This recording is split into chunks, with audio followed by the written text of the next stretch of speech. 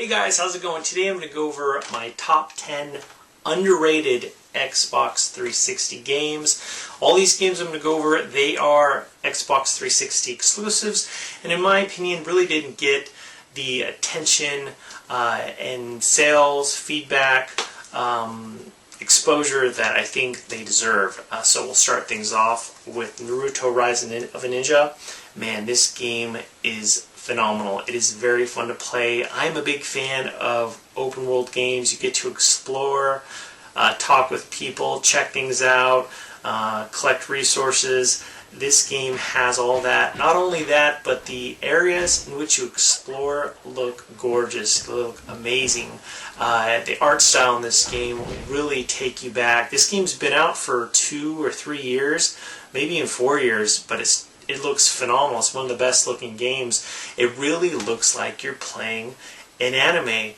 There are several Naruto games available for this generation. Surprisingly, all of them are pretty good, and this one is no exception. This is an Xbox 360 exclusive. You definitely need to check it out if you have an Xbox 360 and you are a fan of the Naruto games. Next one is, which some consider one of the best Japanese RPGs this generation, and that is Lost Odyssey, done by Mistwalker and Phil Plus. This is storytelling at its best. Just an incredible story that spans 4 DVDs, a phenomenal soundtrack. The game looks great with the Unreal 3 engine. It has the random counter battles that a lot of you guys might have experienced with playing Final Fantasy games and a lot of the other RPGs back in the day. It has that. If you're a big fan of the battle systems or RPG battle systems back in the day, this has that. Just a huge RPG that many people have considered. Some people have said, this is the best Japanese RPG this generation. Definitely like to get your guys' thoughts on that. Any of you guys that have played through Lost Odyssey, let me know your thoughts on the game. Next one, another Mistwalker game, published by Mistwalker and Microsoft, is Blue Dragon. Now, this one, actually, I was a little bit down on at first, but thinking back on it, this is actually a solid RPG all around. It has a great art style, an amazing soundtrack, and a decent story. The voice acting is a little bit painful at times. This is another large RPG which spans 3 DVDs. It is the character models or the artist. The head artist for this game is the person who is responsible for the Dragon Ball Z series. This game has a lot going for it. Has an incredible composer at the helm for the soundtrack, some incredible dungeons, and really interesting and unique enemies you'll encounter. The villages and towns that you'll visit and explore are also pretty breathtaking. They look pretty good. They look really good, actually. And all around, this is a good RPG. Not an amazing RPG, but in my opinion, it's definitely underrated and definitely should be checked out by RPG fans. Dead or Alive 4, in my opinion, this is one of the best fighting games this generation.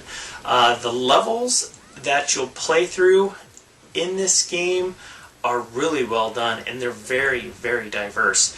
And actually the story mode is really well done as well, with the different fighters that you'll get to play with. The online mode is pretty phenomenal as well, with a very interesting lobby system. Go on YouTube and check out Dead or Alive 4 lobby systems when you get the chance. You'll know what I mean. But Team Ninja really hit it out of the park with this one. This is just a phenomenal fighting game. Kamino, Elements of Power. This is a rare game and pretty solid action-adventure game.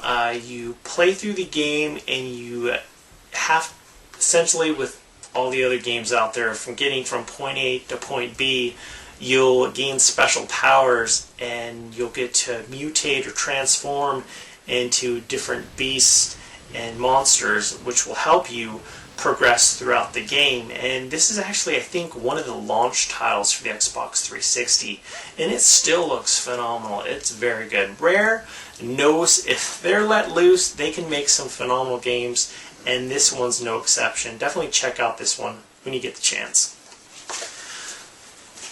Next up is Banjo-Kazooie Nuts and Bolts. This is a huge game. Another game with an open world to explore. It's just not from point A to point B. There's multiple paths you could choose. Of course, this is not Banjo-Kazooie 3, which disappointed a lot of people. This game highly relies upon you to use your brain and to try to have some innovation in terms of building your own vehicles. There's races, there's different objectives you have to complete in this game. A lot of different challenges, and depending on how you create and build the vehicles, whether it's boats or helicopters or various cars and vehicles, will ultimately determine on how well you progress in the game.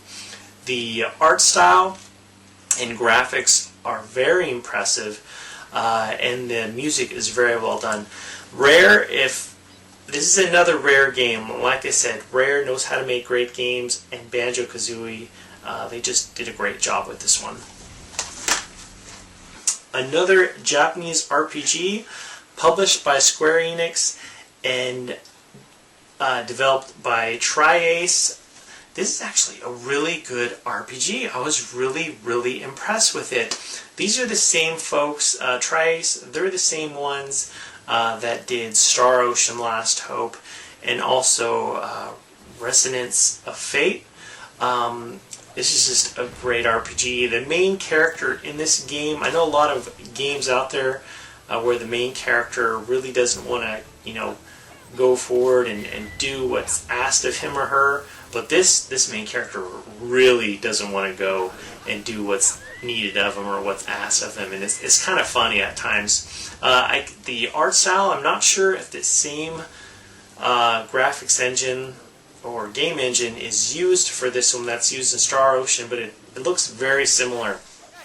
But the battle system is very fun, where you can link up with another character and kind of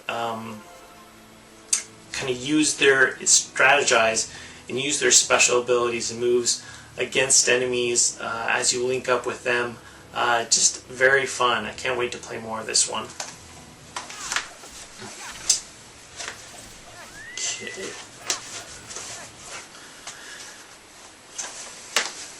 Next one is a game that did really bad in terms of sales, and that is Wartech. This game has been out for quite some time. It is a shooter, it is a shmup, and I love this game. I think it's phenomenal. It has kind of two different game modes to play through. You can select several different characters to play through in the story mode, which their stories aren't very long at all, but it kind of switches the gameplay between a top view where you're shooting against other enemies, and then also like a 2D shooting mode, which kind of reminded me of some of the old school 2D shooters. Just a great game. Some of you guys have already seen that I'm a big fan of open world games where you can explore and check things out. And the next one is Crackdown.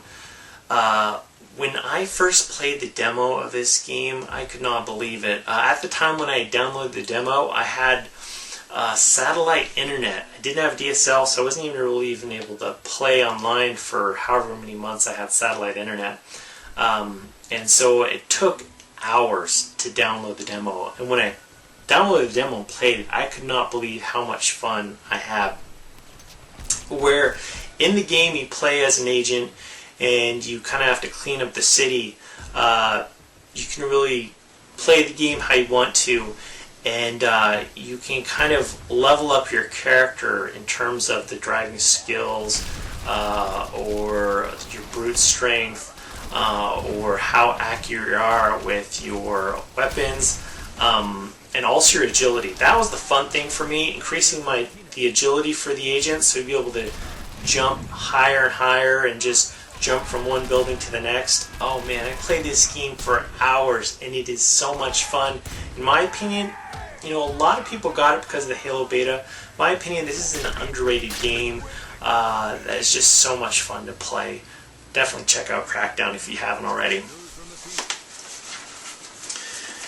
And finally, the action RPG Kingdom Under Fire Circle of Doom. I was pretty impressed with this one, I'm not going to lie. I know Kingdom Under Fire 2 was announced a little while back.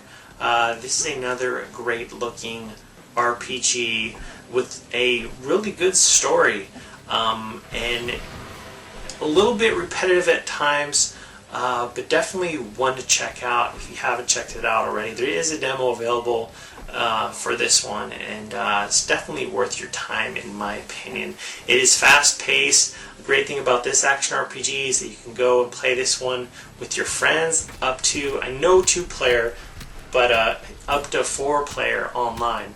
And that could be very fun. I've only been able to play this one single player offline, but I can see how this one could be a lot of fun online with up to 3 of your friends. Anyway guys, there is my top 10 underrated Xbox 360 games. If you have any games for the Xbox 360 that you think are underrated, they don't even have to be exclusives, definitely leave them in the comment section below. Thank you so much for watching, and I'll talk to you later.